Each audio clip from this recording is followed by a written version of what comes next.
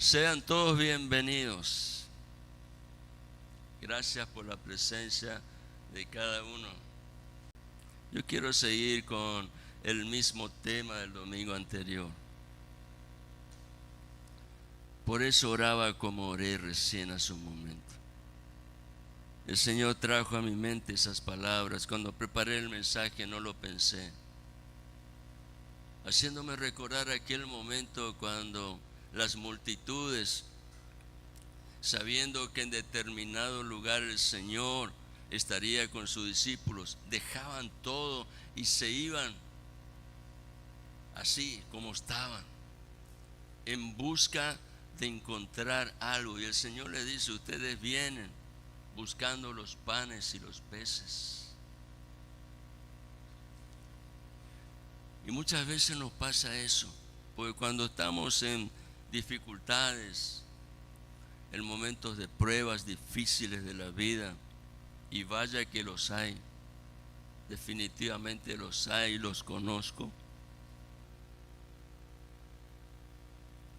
anhelamos sobre todas las cosas volver a descubrir que el Dios en quien creemos es el Dios de lo imposible, el que puede revertir todo aquello que parece estar en contra. Pero lo que nunca pensamos y nos detenemos a meditar y a reflexionar es lo valioso e importante que es poder conocer al Dios de lo imposible.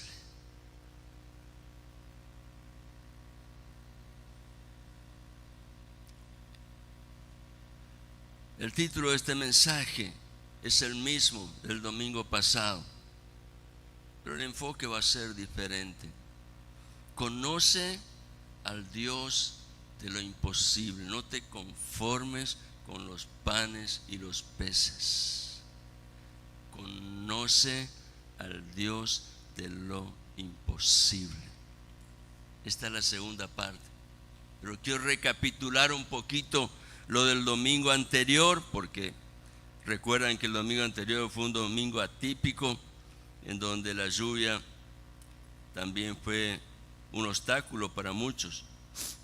El domingo anterior yo había dicho al iniciar, y hoy lo reitero, que el Salmo 91:1, el que habita al abrigo del Altísimo morará bajo la sombra del Omnipotente.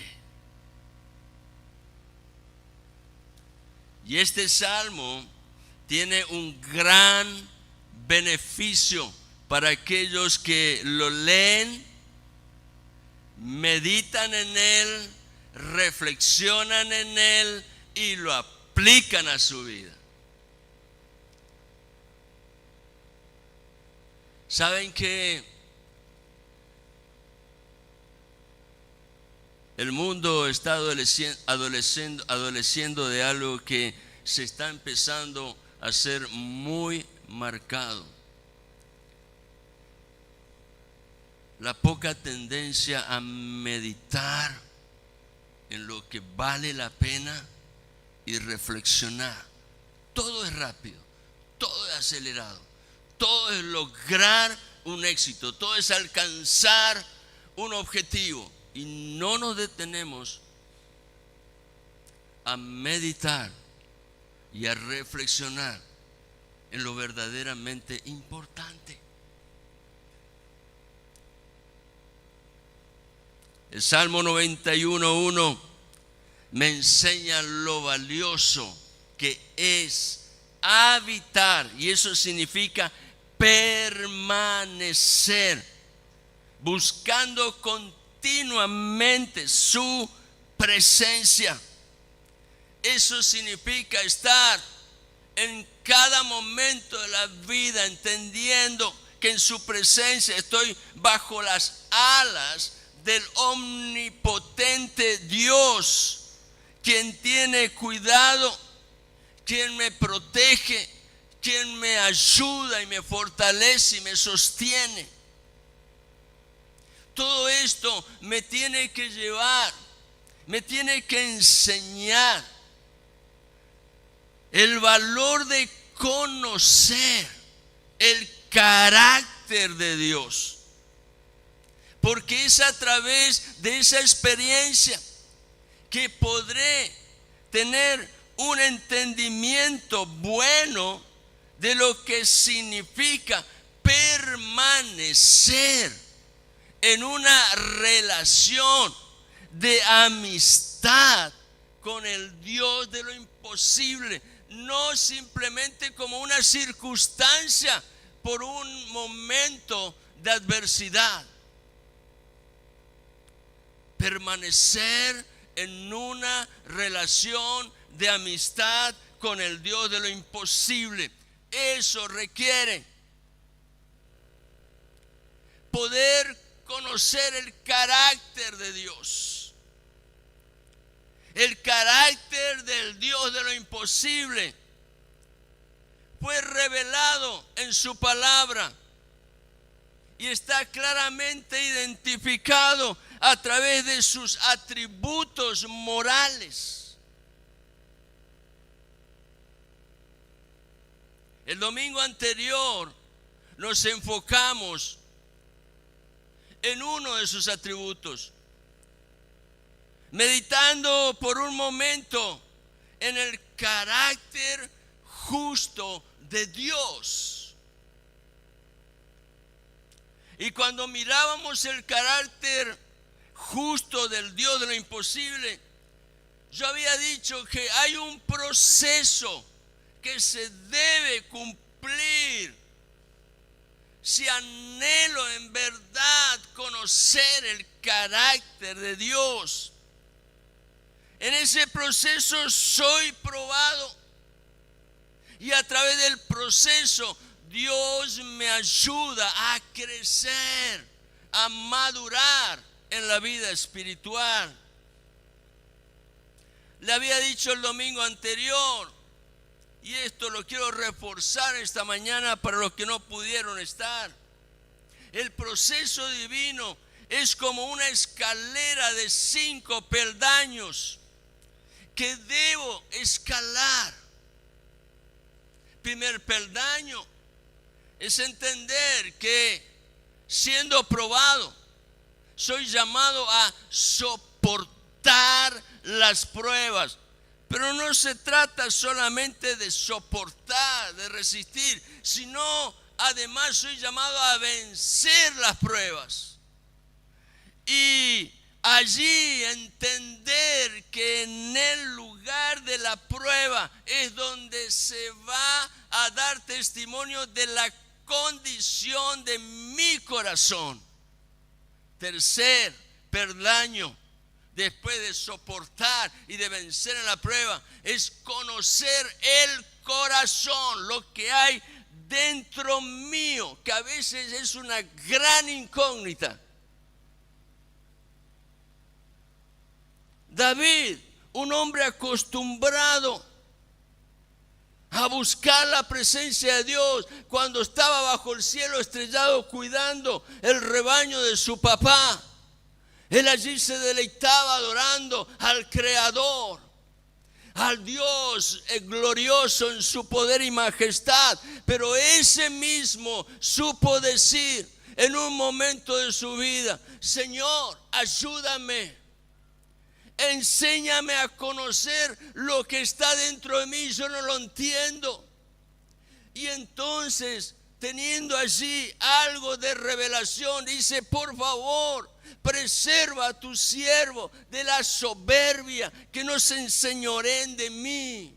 Y entonces él clama a Dios y le dice: Señor, que los dichos de mi boca y la meditación de mi corazón sean gratos delante de ti. Con mucho temor oraba David a Dios, con mucho respeto, porque sabía ante quién estaba.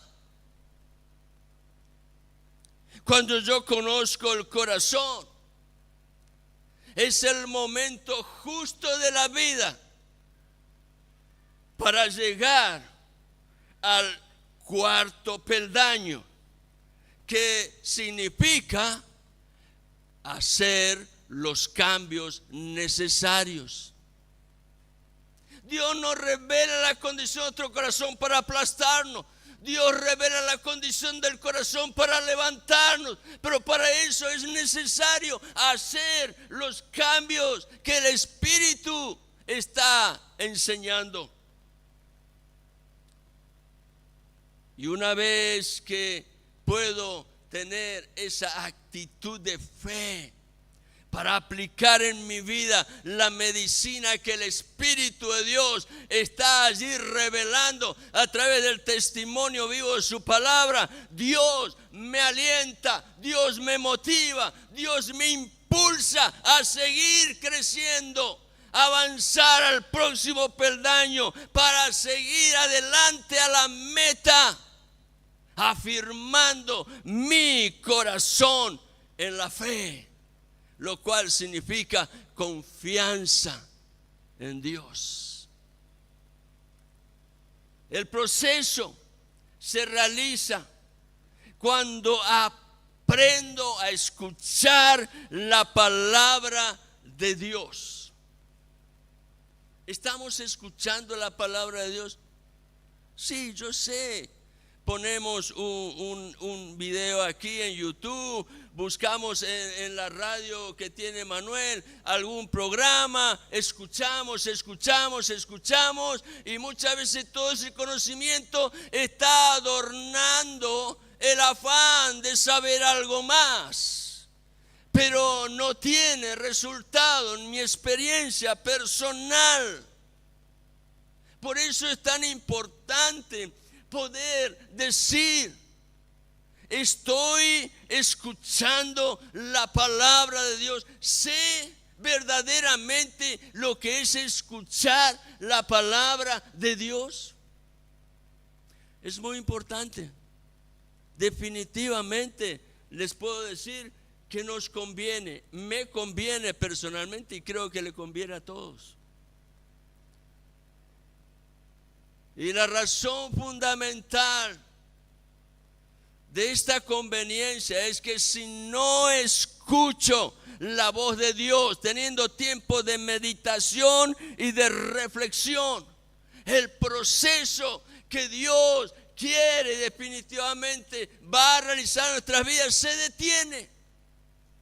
El proceso se detiene porque hay tropiezo, hay escombros en el corazón que no han sido removidos. Pero si escucho en el proceso, el cual Dios lo guía con sabiduría e infinita gracia, voy a poder conocer y entender que ese Dios que está obrando en mi vida, en tu vida, es un Dios fiel y verdadero que tiene planes para ti, para cada uno y para mí. Tiene planes que son para bien. No lo dudes. Los planes de Dios para tu vida son de bien.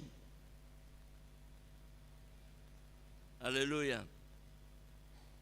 ¿Cómo me gustaría escuchar un amén? Por lo menos que sea la expresión de un anhelo de poder llegar a conocer y experimentar esta verdad.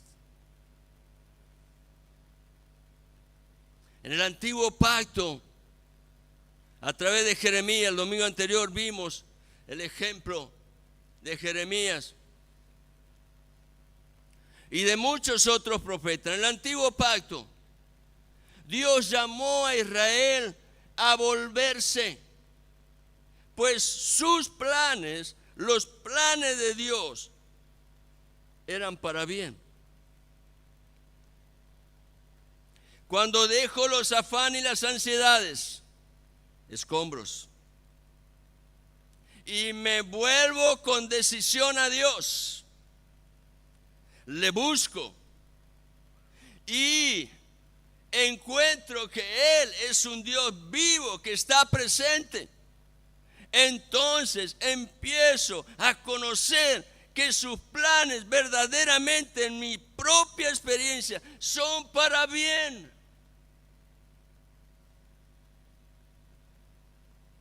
Pero es necesario volverse a Dios. Quitar un poquito toda esa aceleración de nuestra vida que nos impide encontrar en los pequeños detalles aquellos hechos significativos de Dios en donde Él está dando testimonio de sus planes. Como nos contaba hoy Valeria con lo que ellos experimentaron en el robo de la casa. Ahora, lo contrario de volverse a Dios es ser indiferente, es darle la espalda a Dios.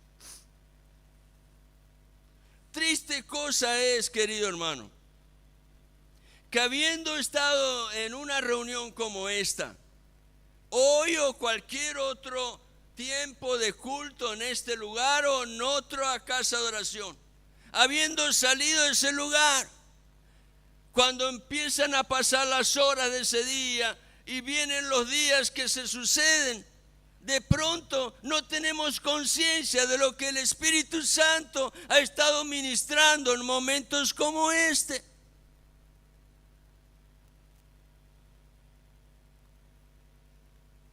No lo olvides.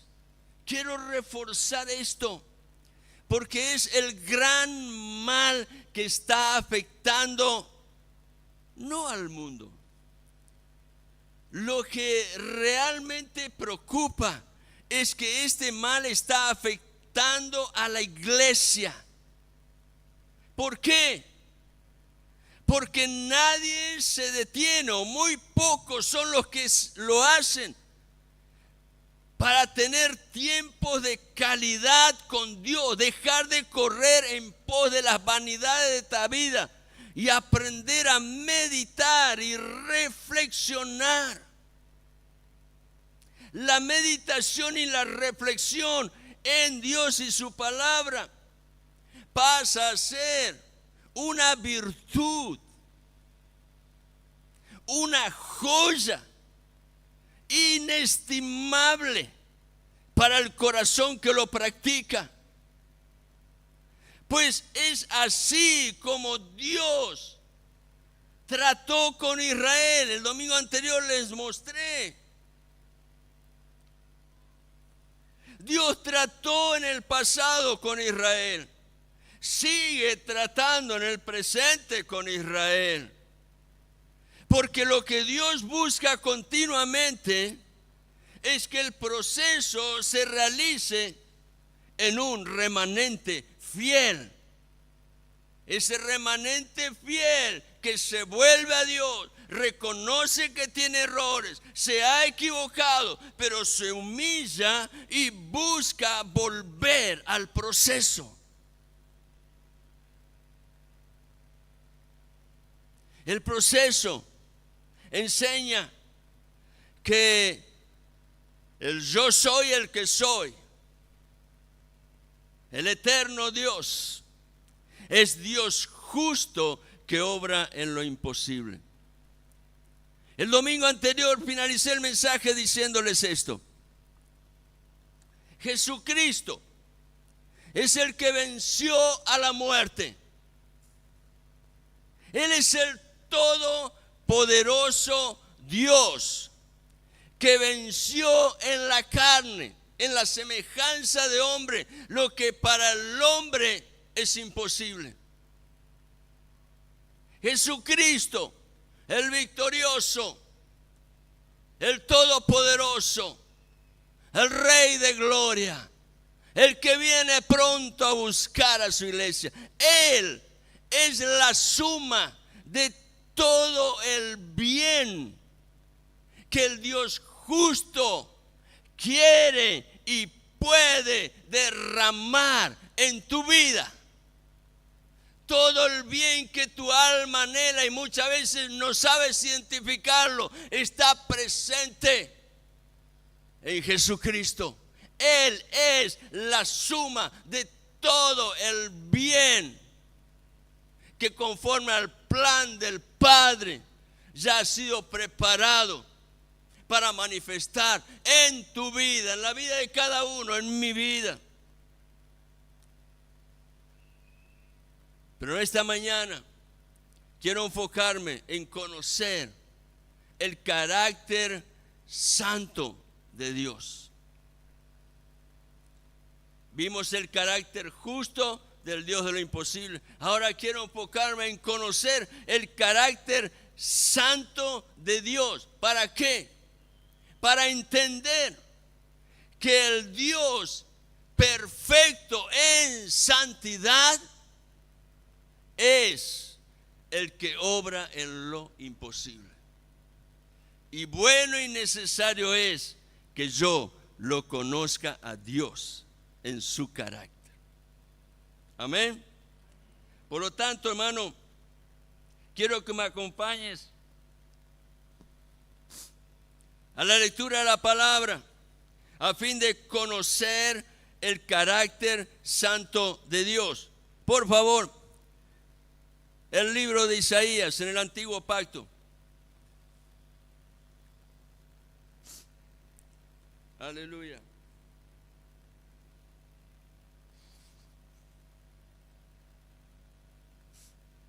Disculpen, pero estoy con mi alergia que me afecta cada tanto. En el nombre de Jesús, gracias por la bendición del Señor en su amor. Lectura bíblica, Isaías capítulo 57, y leemos allí de los versículos 14 al 21, por favor. Dice así la palabra de Dios y la leemos en esta mañana en el nombre del Padre, del Hijo y del Espíritu Santo. Y dirá: allanad, allanad, barred el camino, quitad los tropiezos del camino de mi pueblo, porque así dijo el alto y sublime, el que habita la eternidad y cuyo nombre es el Santo. ¿Qué dice Dios? Yo habito en la altura y la santidad, y con el quebrantado y humilde de espíritu, para hacer vivir el espíritu de los humildes y para vivificar el corazón de los quebrantados. Y sigue hablando Dios y dice: porque no contenderé para siempre, ni para siempre me enojaré, pues decaería ante mí el espíritu y las almas que yo he creado. Por la iniquidad de su codicia me enojé y le herí, escondí mi rostro y me indigné. Y él siguió rebelde por el camino de su corazón. Versículo 18. Acá hay buena noticia. Todo lo que Dios hace en el proceso es buscando un remanente fiel que decide prestarle atención a Dios. Versículo 18. He visto sus caminos, pero, dice Dios, le sanaré y le pastorearé y le daré consuelo a él y a sus enlutados. Produciré, versículo 19, fruto de labios, paz, paz. Al que está lejos, probablemente Dios estaba señalando a un pueblo que sería alcanzado junto con el judío mediante el mensaje del evangelio, los gentiles, cualquiera de nosotros. Paz, paz, al que está lejos y al cercano, dijo el Señor, y lo sanaré. Pero Pero la historia no termina ahí. Los impíos, los que resisten a Dios y su palabra, los que no tienen la determinación de reconocer su necesidad para volverse a Dios, de añadirse con el grupo del remanente fiel. Pero los impíos son como el mar en tempestad, que no puede estarse quieto. Siguen en sus mismos programas y diseños personales. Y sus aguas, todo lo que hacen, producen solamente cieno y lodo. Sus aguas arrojan cieno y lodo. Y Dios dice, no hay paz. No hay paz, dijo mi Dios, para los impíos. Qué triste condición esta, ¿no? En el proceso de Dios, el plan se cumple como bien lo señala aquí el profeta a través de la misma declaración que Dios realiza. El proceso se cumple con el humilde de espíritu y el de corazón quebrantado. ¿Quiénes son esos? El remanente fiel que se vuelve a Dios. En cambio el otro, que es indiferente a la palabra, vive a su manera. Lo tiene a Dios simplemente como un elemento accesorio que pueda acompañar en determinadas circunstancias. El Espíritu del Señor espera de nuestra parte que entendamos el valor de ser coherentes con el llamado de Dios. Y eso significa ser coherente, significa tener la decisión de vivir en acuerdo con su palabra. Y el hecho de que estés aquí hoy significa que estás anhelando alcanzar algo que tu alma está demostrando en este tiempo que necesita alcanzar. Caminar junto a Dios no se puede si no estamos de acuerdo con Él. El profeta lo dijo, andarán dos juntos si no se pusieran de acuerdo. Imposible. Imposible. En cualquier nivel de relación de la vida, ya sea en el matrimonio, ya sea en el noviazgo, ya sea en la relación laboral, ya sea en la relación vecinal. Si no hay respeto para encontrar un acuerdo que sea de beneficio para toda la comunidad, entonces no se puede caminar junto. Y entonces allí encuentro una declaración que el mundo muchas veces utiliza, pero no conoce la profundidad de lo que ella representa. Coherencia es no solo ser, tener el título, sino parecer.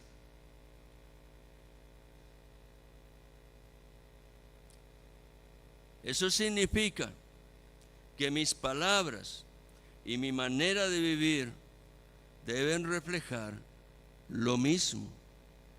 Eso significa que lo que yo digo y lo que yo hago debe estar en acuerdo. Eso significa que entre lo que muestro, mi apariencia, y lo que soy, no hay diferencias. De manera que entre ser y parecer tiene que haber una ligazón muy profunda, tiene que haber unidad. No solo debo ser, sino también parecer. Si así no fuera, lo contrario de ser y parecer indicaría incoherencia. Pero si hay algo de fe en el corazón, Escucha bien esto. No te preocupes por lo que de pronto pueda significar una declaración así tan contundente. Si hay algo de fe en el corazón, mucha o poca, no importa. A veces con una fe como el tamaño del grano de mostaza es muy valiosa.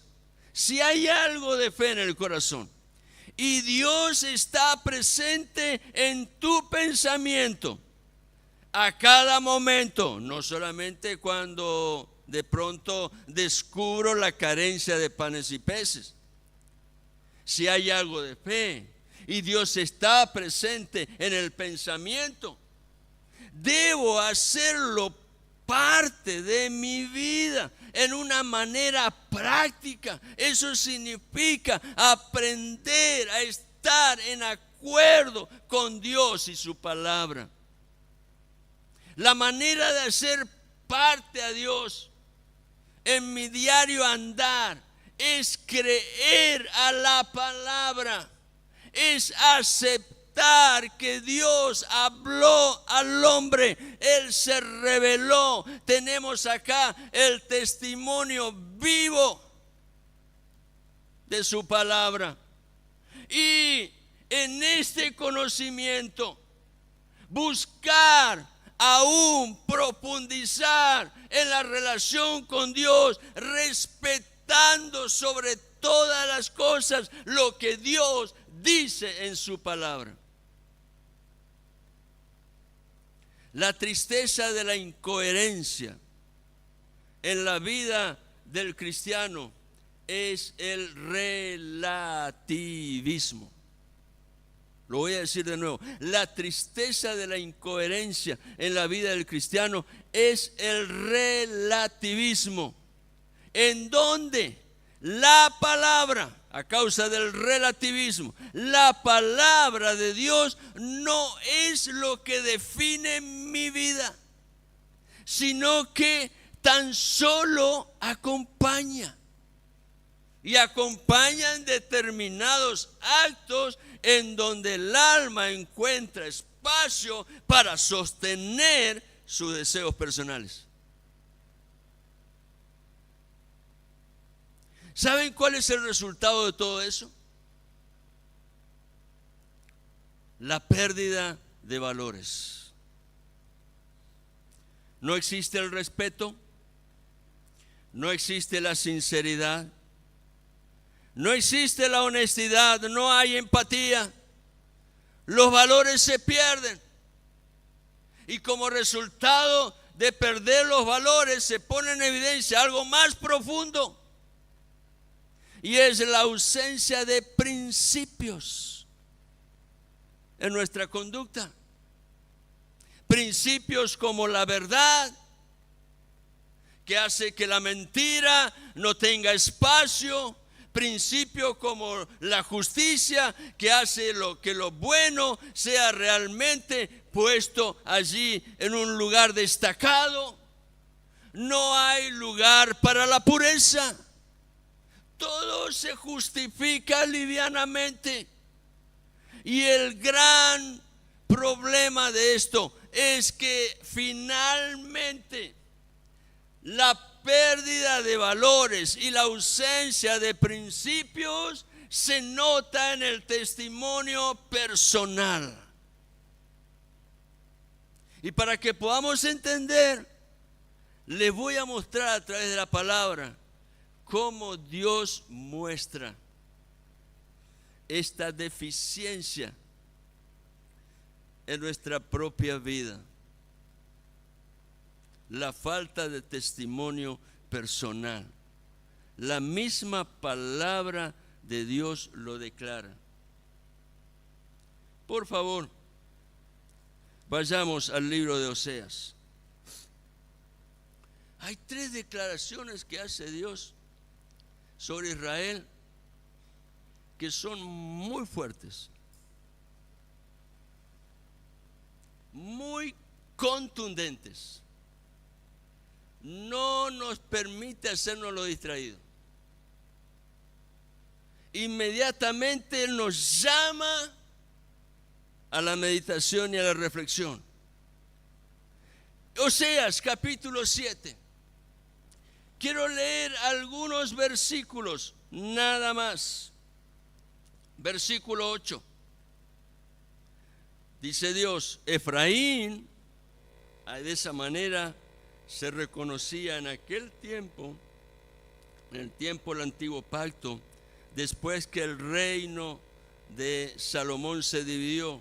Efraín era el nombre con el cual se identificaba las 10 tribus que estaban en el norte. Y Dios le habla a través del profeta a ese pueblo. Dice, Efraín se ha mezclado con los demás pueblos. Mezclado. Se integró a pueblos que de pronto no tenían conciencia del Dios vivo y verdadero como sí lo tenía Efraín, Israel. Se ha mezclado con los demás pueblos. Como resultado, ¿qué dice Dios? Efraín fue torta no volteada. Versículo 10. Y la soberbia de Israel, ahora ya no lo identifica como Efraín, dice específicamente Israel, porque esa condición involucraba a las 10 tribus. Y la soberbia de Israel testificará contra él en su cara. ¿Por qué? Porque Dios, habiendo enviado vez tras vez profetas, no tenían la intención de volverse. Y dice, y no se volvieron a Jehová su Dios, ni lo buscaron con todo esto. Estaban en problemas, pero ni así se humillaban.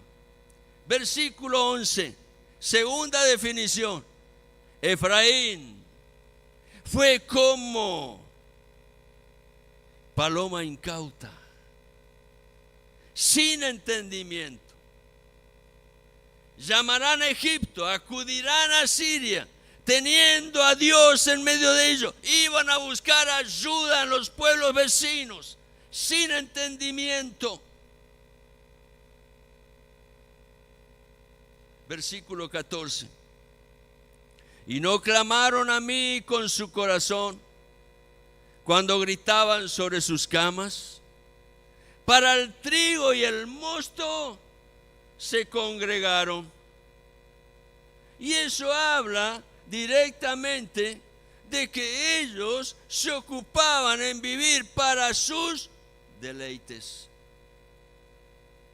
Se rebelaron contra mí, un espíritu rebelde, dispuesto a no volverse a Dios. Versículo 16.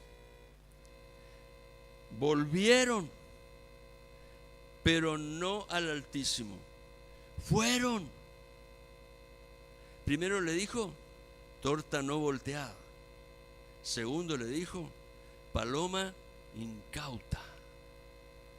Tercero, le dice ahora a Dios, fueron como arco engañoso.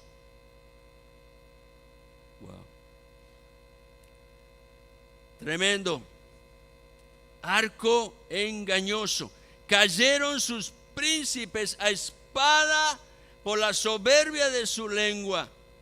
Eso habla del orgullo, de la vanidad del corazón. Esto será su escarnio en la tierra de Egipto.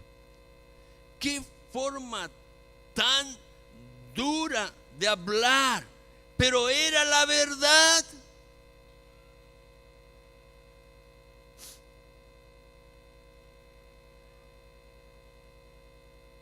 Dios no miente.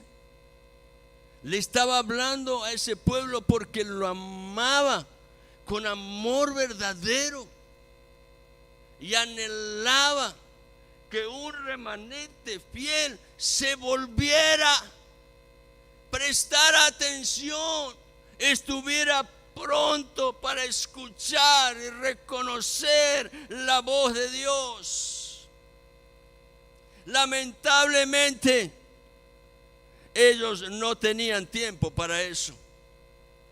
No había espacio en sus vidas para meditar y reflexionar en lo que Dios les estaba hablando. Y esa es la gran tristeza de la incoherencia. Fue la triste condición de ese pueblo Israel, cuando debían ser una antorcha encendida que reflejaba la luz divina a las naciones. Dios los tuvo que comparar primero con una torta no volteada. ¿Vieron cuando la hermana prepara la torta para poner en la parrilla? La cocina a un lado y la tiene que voltear. Bueno, ellos eran torta no volteada. De un lado estaban muy quemados y del otro lado estaban crudos. Eso significa, Dios le dice, ustedes no son útiles para nada. No son ni masa, porque ya estaba quemado de un lado, y no son ni torta, porque no se habían terminado de cocinar. Pero Dios entonces le dice, son como una paloma incauta. ¿Qué significa esta expresión incauta, ingenua, crédula? Cree cualquier cosa, sea verdad o mentira, porque no discierne,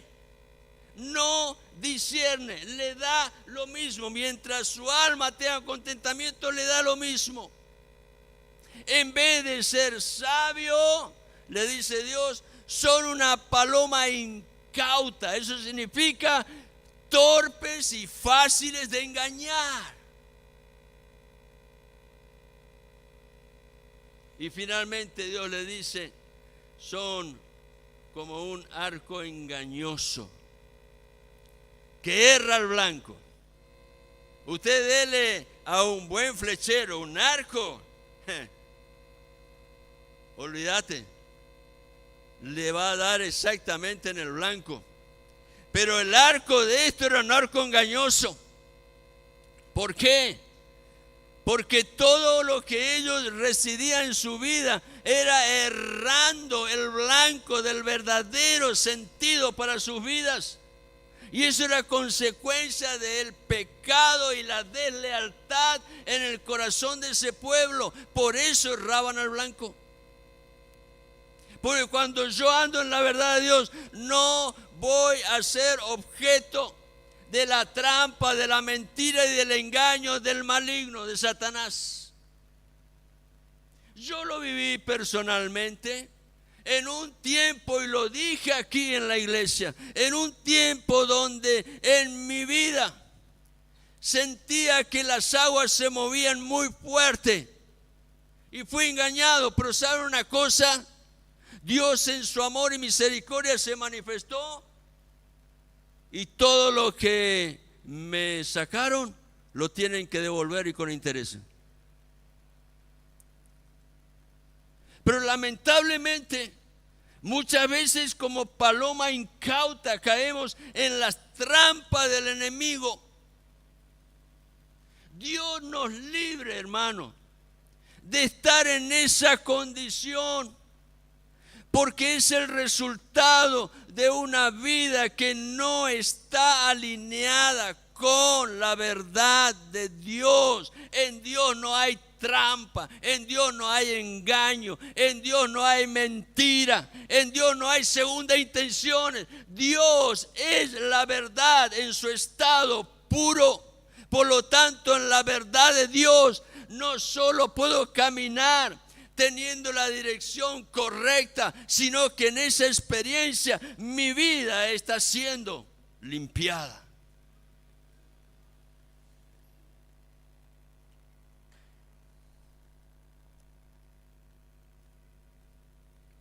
Si no estoy siendo sal y luz de la tierra, tengo un problema.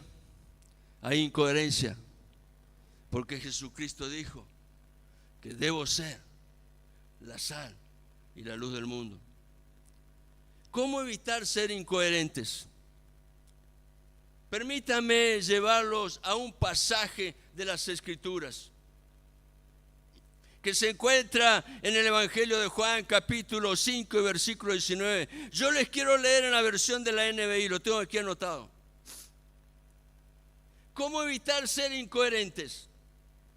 En una ocasión, precisamente en un día de reposo, Jesucristo hizo algo que contradijo la práctica y la tradición de los grandes líderes religiosos de la época.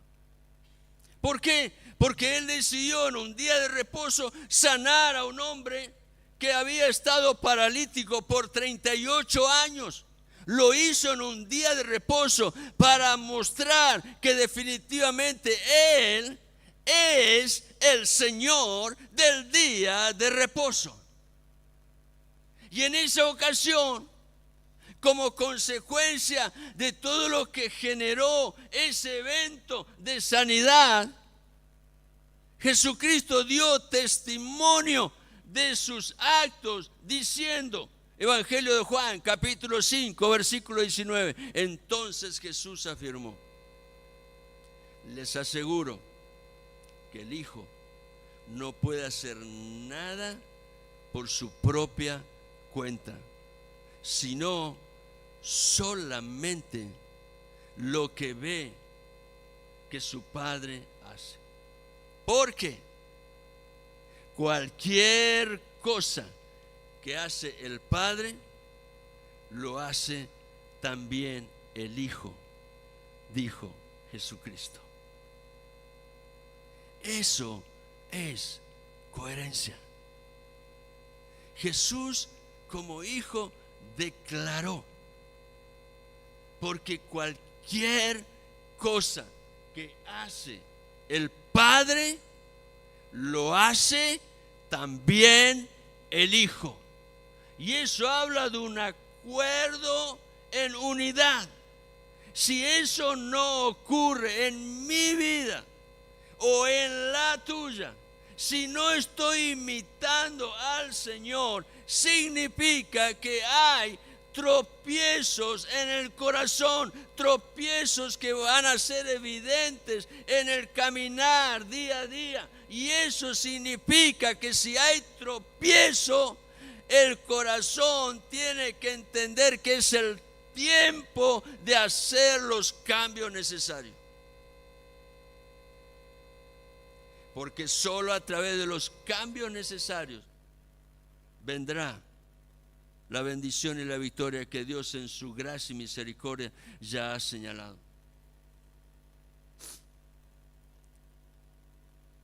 Cuando yo sufrí esa experiencia, el abogado vino y me dijo: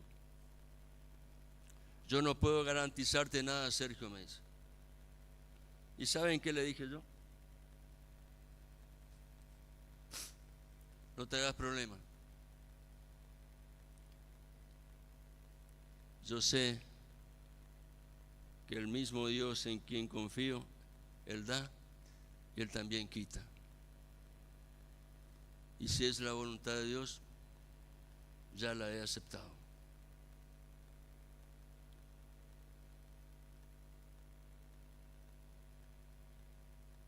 Aleluya. Hay cambios que deben venir. Isaías, leíamos hoy en la lectura bíblica que hicimos del capítulo 57 y versículo 14. El profeta declara: allanad, allanad, versículo 14, barred el camino, quitad los tropiezos del camino de mi pueblo. Si entre lo que digo y lo que hago no hay coherencia, eso significa que es el tiempo de empezar a hacer cambios. Si digo amar a mi familia, pero no me ocupo de ella, es tiempo de hacer cambios. Si digo amar a mi familia y no procuro lo mejor, es tiempo de hacer cambios. Si digo amar a mi familia, al que tengo al lado, y no me esfuerzo esfuerzo por darle lo necesario, es tiempo de hacer cambios. Es tiempo de hacer cambios. El proceso de Dios es un proceso en donde en sus planes Él anhela quitar los escombros que impiden a sus hijos avanzar. En el proceso de Dios, los cambios llegan en el momento preciso, justo, en donde el carácter va a ser purificado. Si los cambios no ocurren, es porque algo está impidiendo el proceso. Eso me enseña el valor de estar día a día, momento a momento, en una verdadera relación con Dios. No deje que en la cuenta del debe se sumen cosas que necesitan ser sanadas y saneadas, limpiadas. Hubo aquí un hermano que ya no está, se fue a la presencia del Señor, y él decía: hermano, es necesario tener cuentas cortas con Dios.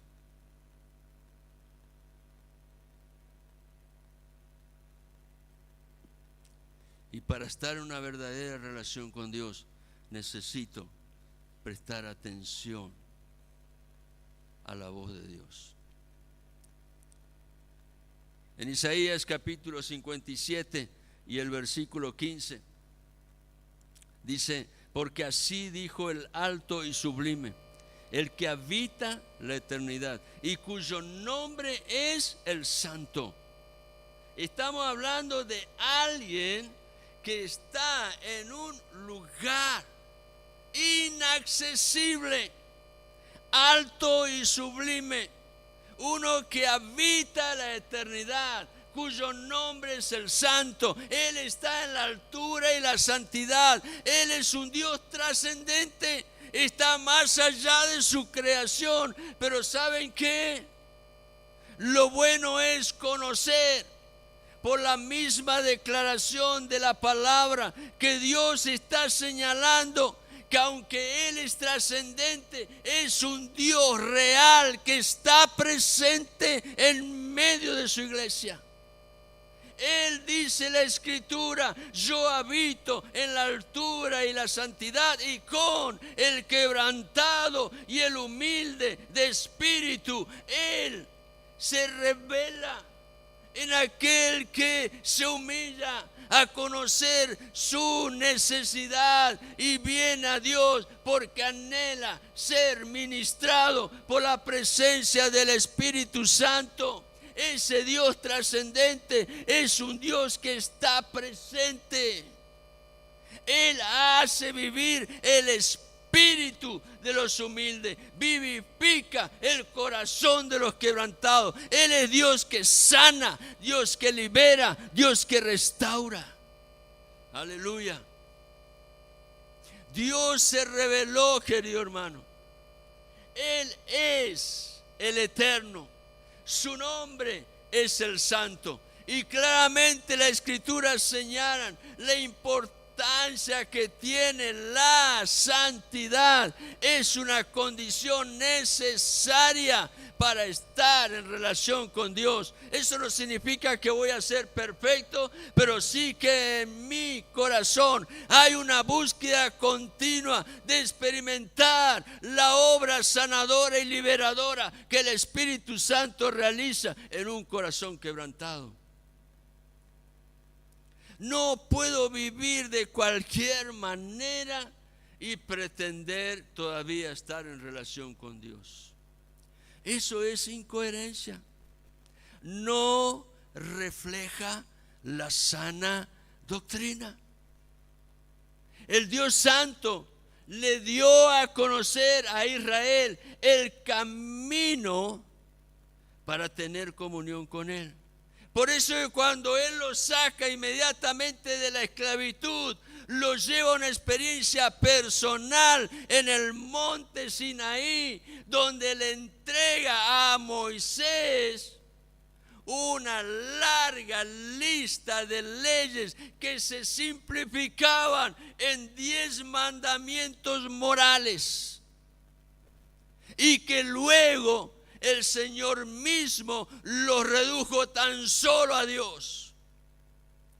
Ama al Señor con toda tu mente, con todas tus fuerzas, con todo tu corazón, y a tu prójimo como a ti mismo. Pero esa ley que Dios reveló a Israel en aquel monte Sinaí era tan solo un ayo, un maestro. ¿Para qué? Para llevarlos a la revelación completa, perfecta y final que iba a ser dada por medio de la presencia del Mesías, Jesús, el Verbo hecho carne. Por eso Jesucristo les dijo a los que estaban allí escuchándole en su ministerio aquí en la tierra. Evangelio de Juan, capítulo 5, versículos 46 y 47. Porque si creyeseis a Moisés, me creeríais a mí, porque de mí, dice el Señor, escribió Moisés. Pero si no creéis a sus escritos, si no le das valor, si no te detienes a meditar y reflexionar, ¿cómo vas a creer a mis palabras?, le dijo el Señor. La ley fue dada para revelar el camino a Cristo. Pero mucho mayor que la ley fue la revelación manifestada a través de la persona y la obra de Jesucristo. Jesucristo es el camino. Siempre lo ha sido, desde antes de la fundación del mundo. Porque en el plan, el diseño perfecto de Dios estaba el de reunir al final de los tiempos todas las cosas en Él, en Cristo. Jesucristo ha sido, es y será, hasta que Él vuelva a levantar a su iglesia y se cumplan los tiempos de la palabra profética. Él es el camino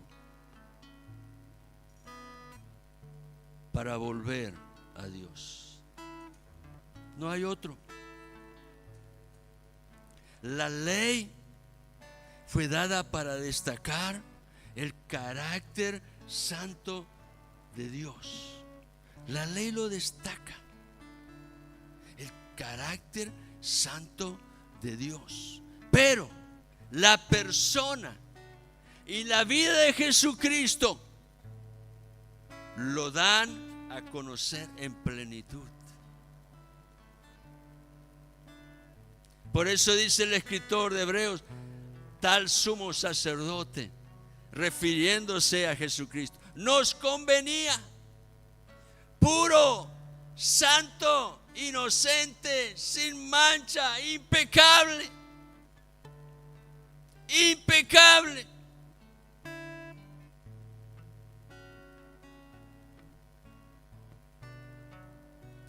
No creer una parte de las Escrituras, hermano, me va a poner en conflicto con Dios. Jesucristo dijo, yo no he venido para anular la ley, la voy a cumplir hasta lo último, hasta lo más pequeño, hasta la coma, hasta el punto, lo invisible, lo voy a cumplir. ¿Para qué? Para que en mi victoria en la cruz pueda encontrar el testimonio que te da la fortaleza para vencer a través de mi persona manifestada en tu propia vida. No me es lícito, hermano, quitar ni añadir a la palabra revelada. ¿Saben por qué? Porque la palabra, solo la palabra y nada más que la palabra de Dios es la suma de la verdad que me guía a la salvación y la plenitud que hay en Cristo Jesús el Señor. Una salvación que es completa y perfecta en Jesucristo el Señor. Horas antes de ir a la cruz, muy pocas horas antes, ya Jesús le había lavado los pies a los discípulos. Ya había compartido con ellos la última Pascua en la tierra. Ya había establecido la ordenanza para la iglesia de celebrar la mesa del Señor. Y está allí dándole las últimas instrucciones. Luego va a entregar todo eso orando al Padre. Y Él le dice en esa ocasión, muy probablemente antes de ir al huerto de Getsemaní. Evangelio de Juan, capítulo 14, versículo 6.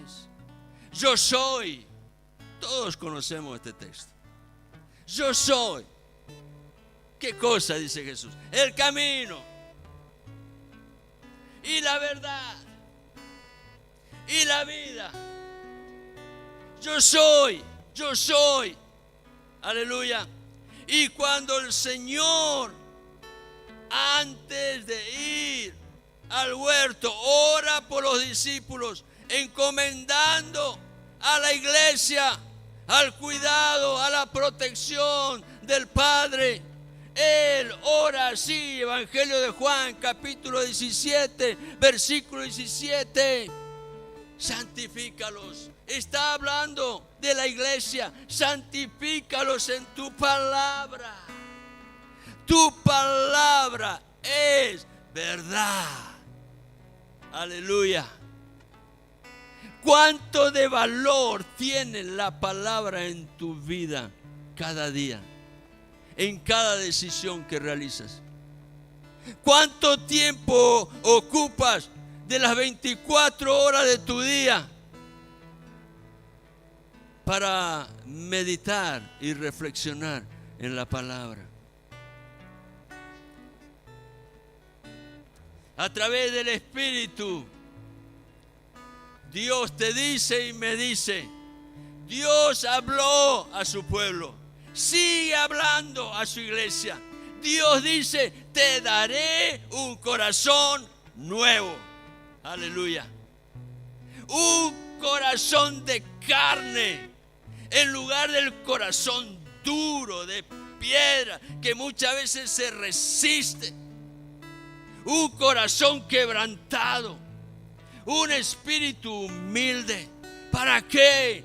Para que aprendas a escuchar. ¿Quién es el que escucha? El que presta atención a lo que Dios ha hablado. El que está pronto para guardar las palabras que el Señor ha declarado y lo hace con la firme decisión de practicar la verdad de Dios. Evangelio de Juan, capítulo 5, versículo 24, en la versión NBI, el Señor dice, y esto es para ti y para mí, les aseguro que el que oye mi palabra, el que oye mi palabra, el que oye la palabra de Dios y cree al que me envió, tiene vida eterna y no será juzgado, sino que ha pasado de la muerte a vida.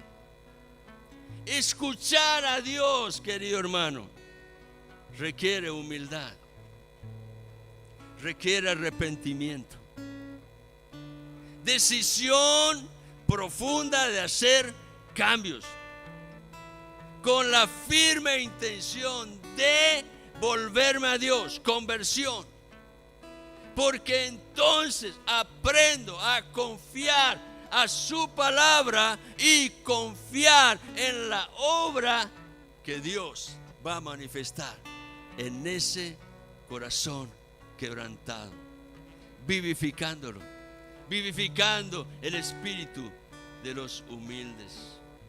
Pero para eso necesito ir a Dios y ser perseverante. El Evangelio de Juan, capítulo 6, versículo 27, Jesucristo dijo: trabajad, invierte tu tiempo, invierte tus energías. ¿En qué cosa? No por la comida que perece, la que llena la pancita, no, sino por la comida que a vida eterna permanece, la cual el Hijo del Hombre os dará, porque a este señaló Dios el Padre. Cuando me humillo y decido escuchar, Dios se revela. Y sabes una cosa, aunque antes no sabía cómo hacerlo, Dios, en esa actitud de un corazón humilde y quebrantado, Él, a través de su Espíritu Santo, va a producir en ti, en mí, así el querer como el hacer. Y esto lo hace Dios por su buena y perfecta voluntad. Le invito a estar en pie, hermano. Hay un proceso de Dios que no se detiene, aunque a veces no lo percibimos, no tenemos conciencia.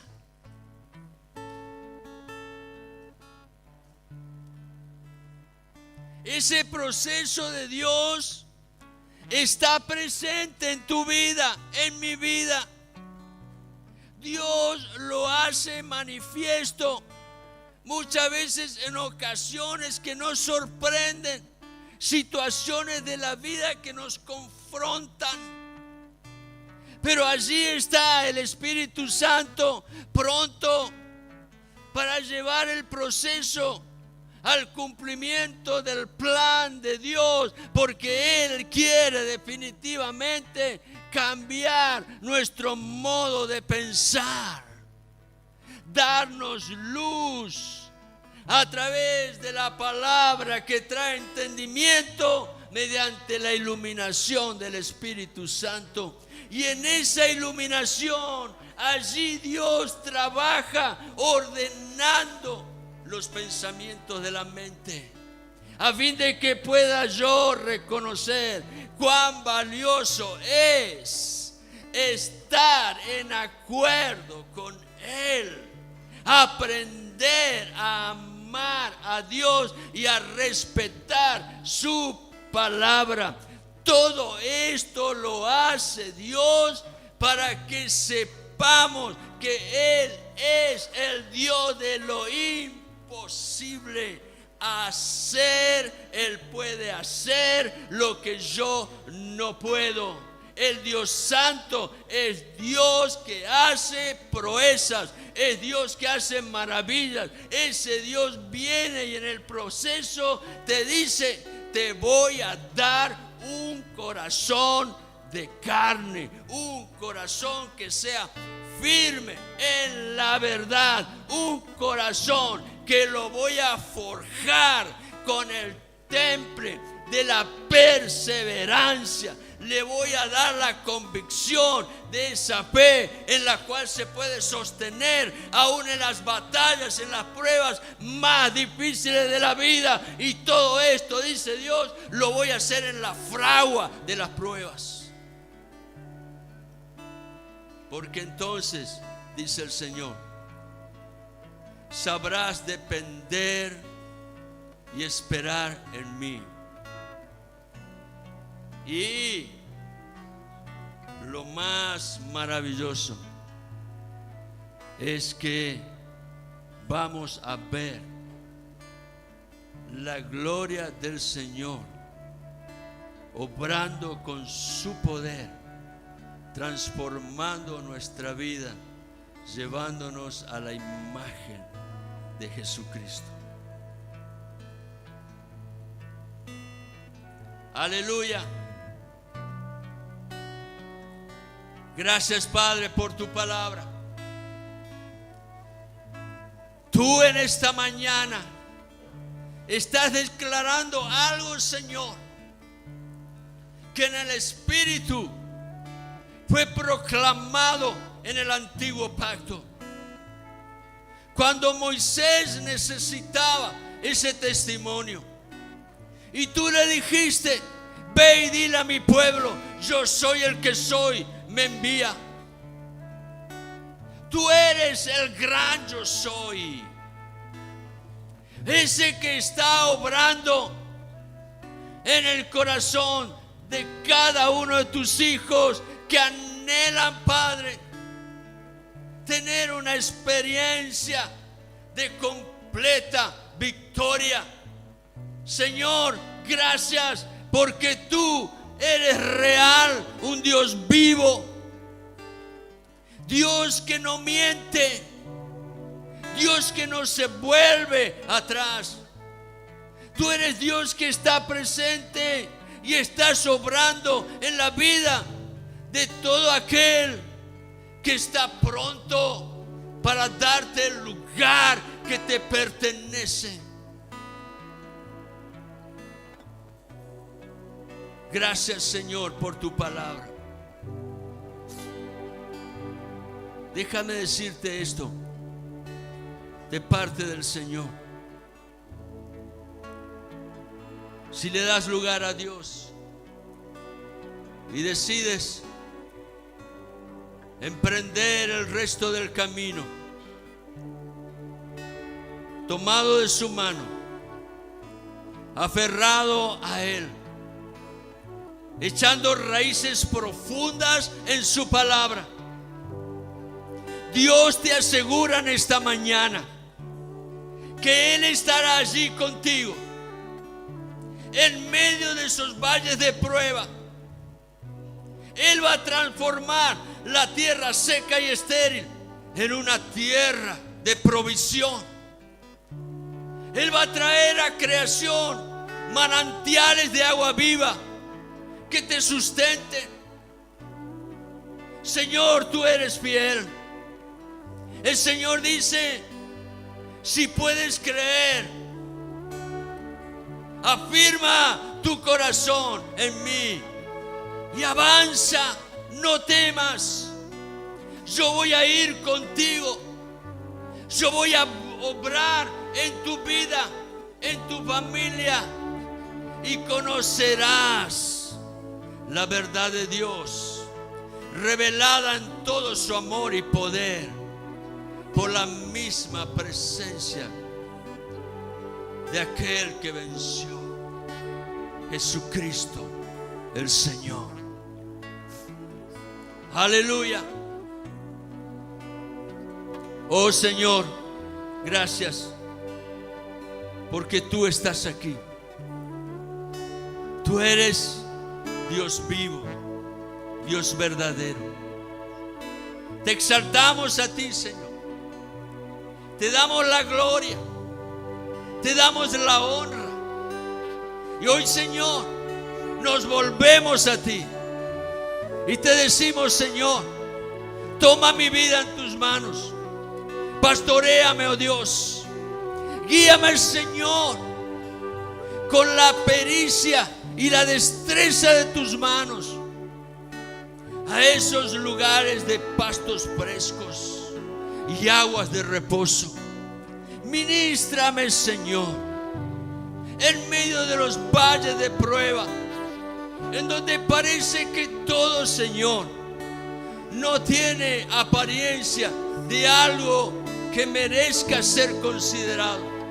Pero, Señor, si tú estás allí, tú puedes cambiar ese momento y transformarlo en una experiencia en donde la gloria tuya pueda resplandecer en ese corazón que anhela de tu presencia.